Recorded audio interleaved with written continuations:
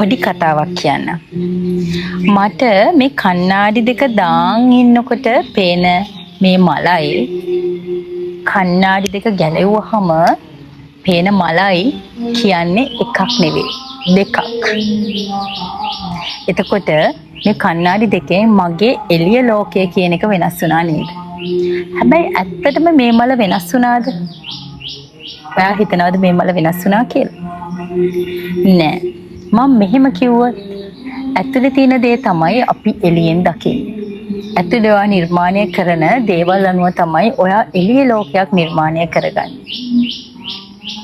ඔයා ඔයාගේ නිවිලනම් ඔයා හැමතිස්සෙම ධනාත්මක නම් ඔයා සිතන විදිය අනුව ඔයාගේ එළිය ලෝකය ලස්සන වෙනවා.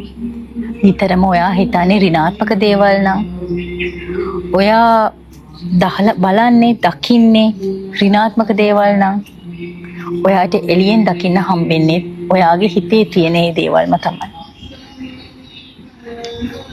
අපේ ඇතුලේ තියෙන දේ තමයි අපි එළියෙන් දකින්නේ. මේක හරි ගැඹුරු කාරණාවක්.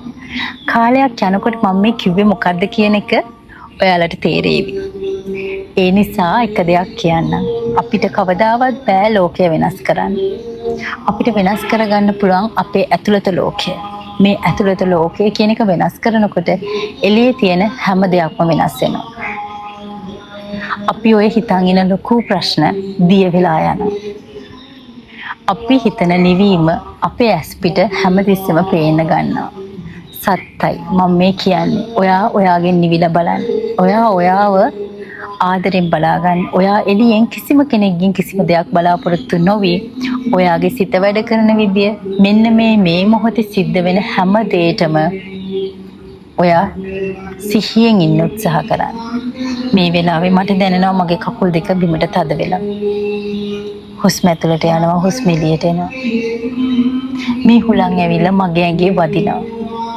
ඉතින් මේ දේවල් එක්ක ජීවත් වෙන්න. මේ මොහොතේ දැනීම් එක්ක ජීවත් වෙන්න.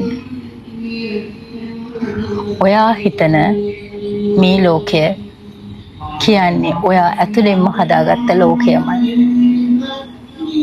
කොටින්ම කිව්වොත් ඇස කන නාසය දිව ශරීරය මේ පංචේන්ද්‍රය මූලික කරගෙන හදාගත්ත නිර්මාණය කරගත්ත ඔයාගේ ලෝකය ඇතුලේ ඔයා සිහිය එලව ගන්න.